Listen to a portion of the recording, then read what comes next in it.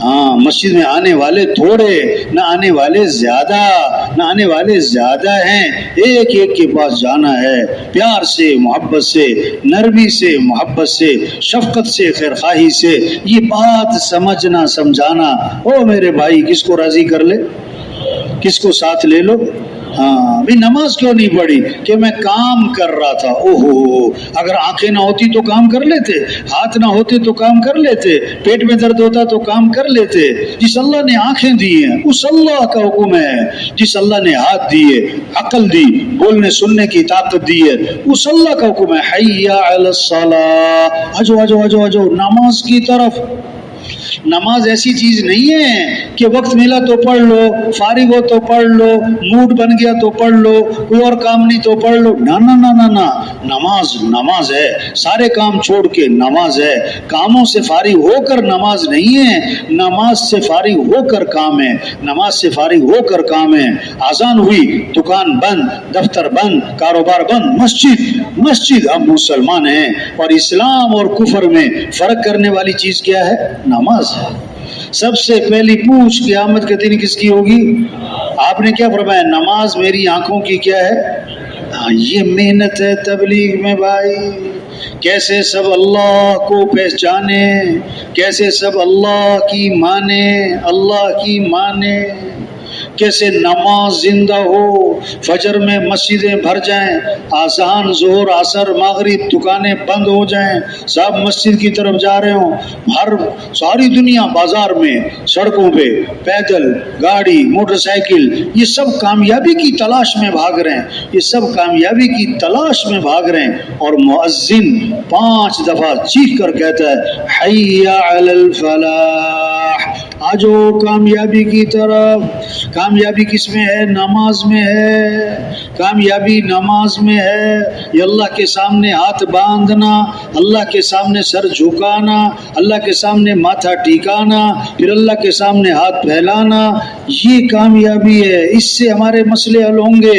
وَاسْتَعِینُوا بِالصَّبْرِ وَالصَّلَاةِ، اللہ سے مدد طلب کرو، ایک تو صبر کرو، تیزی مت دکھاؤ، ناگواری کوئی تو برداشت کرو، کوئی گناہ نہ کر بیٹھنا، گناہ نہ کر بیٹھنا، نیکی پر جمے رہنا، نیکی پر جمے رہنا، اور نماز پڑھنا، نماز پڑھنا، نماز سے ہمارے مسئلے حل ہوں گے۔ یہ سجدے یہ ہمارے مسئلوں کا حل ہے، اللہ کے سامنے ہاتھ پھیلانا یہ ہمارے مسئلوں کا حل ہے۔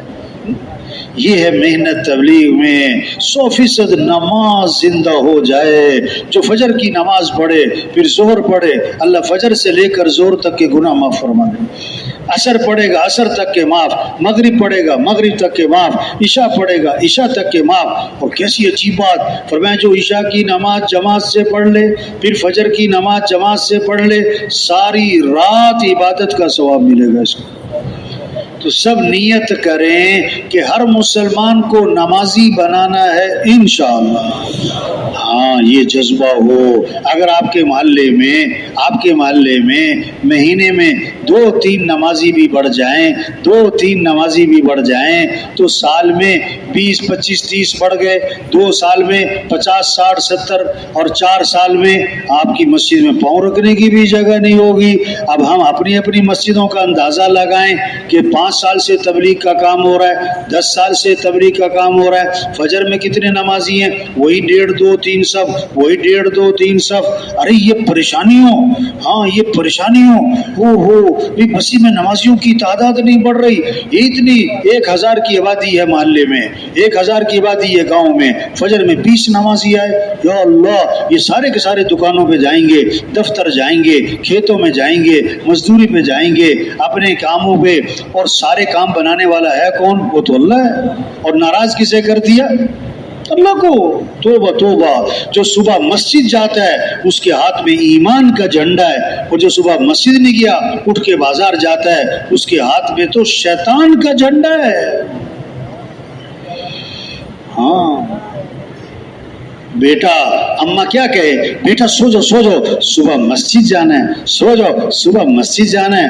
توبہ توبہ، آج اماں کہتی بیٹا سو جاؤ صبح اسکول جانا ہے۔ استغفر اللہ، لا حول ولا قوت الا باللہ۔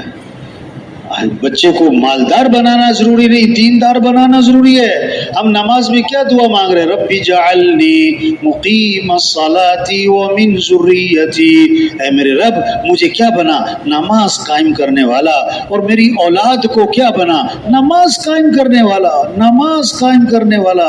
یہ تھوڑا کہا کہ میری اولاد کو مالدار بنا، میری اولاد کو افسر بنا، میری اولاد کو نماز قائم کرنے والا بنا، نماز قائم کرنے والا بنا۔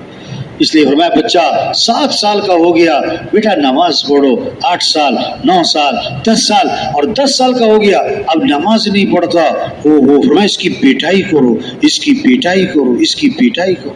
ہاں، نمازی بنانا ضروری ہے، نماز زندہ ہو جائے۔ ہر مسلمان اللہ نے مال دیا تو زکوٰۃ دے، اور زکوٰۃ کے علاوہ اللہ کے راستے میں خرچ کرے، یہ جذبہ پیدا ہو، مال خرچ کرنے کا شوق۔ حدیث میں آتا ہے جس مال کی زکوٰۃ نہ دی جائے گی وہ مال گنجا سانپ بنا کر قیامت کے دن اس کے گلے میں توق ڈالا جائے گا، اور وہ سانپ اسے ڈسے گا اور کہے گا میں ہی تیرا مال ہوں، میں ہی تیرا خزانہ ہوں۔ توبہ توبہ، اللہ سب کی حفاظت فرمائے۔ ہاں، اب 10 کلو کا تربوز لیا، 10 کلو کا تربوز لیا، ہاں خریدا، پیسے دیے، اب جناب مثال کے طور پر 500 روپے دیے، 10 کلو کا تربوز لے لیا۔ اب اس میں سے 4 کلو تو چھلکا نکل گیا، 4 کلو تو چھلکا نکل گیا۔ اب اگر وہ کہے کہ نہیں میں نے پیسے خرچ کیے، میں تو چھلکا بھی کھاؤں گا، میں تو چھلکا بھی کھاؤں گا، اب چھلکا بھی کھا گیا تو 10,000 روپے لگیں گے علاج کروانے پر۔ ہاں، یہ زکوٰۃ جو نکالے گا نا، اس سے مال کی حفاظت ہوگی۔ آپ اگر زکوٰۃ نہیں نکالے گا تو نقصان ہوگا۔ ہاں، جب زکوٰۃ نہیں نکالے گا تو نقصان ہوگا۔ اس لیے کیا فرمایا؟ اپنے مالوں کی حفاظت کرو، کس کے ذریعے؟ زکوٰۃ ادا کر کے۔ مالوں کی حفاظت کرو کس کے ذریعے؟ زکوٰۃ ادا کر کے۔ آپ صلی اللہ علیہ وسلم نے فرمایا میں قسم کھا کے کہتا ہوں، میں قسم کھا کے کہتا ہوں کہ صدقہ کرنے سے مال میں کمی نہیں ہوتی، صدقہ کرنے سے مال میں کمی نہیں ہوتی۔ ہاں، یہ جذبہ پیدا ہو، اللہ نے مال دیا ہے، بیت اللہ جانا ہے، حج پہ جانا ہے۔ حدیث میں آتا ہے جس پر حج فرض ہے اور وہ نہیں کرتا، آپ نے فرمایا مجھے کوئی پرواہ نہیں، یا یہودی ہو کے مرے یا عیسائی ہو کے مرے، اللہ سب کی حفاظت فرمائے۔ ہاں، شوق پیدا ہو جائے۔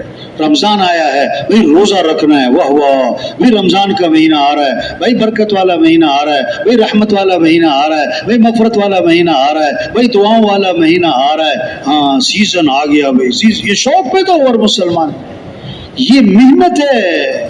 ہر مسلمان میں دین سیکھنے کا شوق آ جائے، دین سیکھنے کا شوق آ جائے۔ ہم سب کون ہیں؟ دین سیکھنے والے۔ دیکھو لفظ بولا طالب علم، کیا لفظ بولا بھائی؟ اب دھیان بچوں کی طرف گیا کہ ہمارا اپنی طرف گیا؟ ہم جتنے بیٹھے ہوئے ہیں، کیوں جی ہم نے لفظ سنا طالب علم تو ہمارا دھیان اپنی طرف گیا کہ ہمارا دھیان بچوں کی طرف گیا؟ بولو بھائی۔ اچھا، اگر بچے طالب علم ہیں تو ہم سب کون ہیں بھائی؟ ہیں؟ ہاں، ہم بھی طالب علم۔ حضور صلی اللہ علیہ وسلم کے زمانے میں طالب علم بچے تھے کہ بڑے تھے؟ ہیں؟ ہم سب کون ہیں؟ طالب علم۔ ہم سب کون ہیں بھائی؟ علم کی طلب کرنے والے۔ علم شوق ہو، دین کو سیکھنا ہے، بنیادی چیزوں کو پہلے سیکھا جائے، سکھایا جائے۔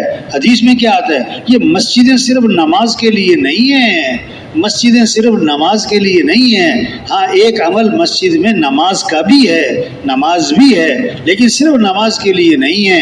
ایک حدیث میں آتا ہے جو مسجد جاتا ہے، جو مسجد جاتا ہے کس لیے؟ دین سیکھنے کے لیے یا دین سکھانے کے لیے، دین سیکھنے کے لیے یا دین سکھانے کے لیے، اس آدمی کو اس حاجی کا ثواب ملے گا جس کا حج کامل ہو، جس کا حج کیا ہو۔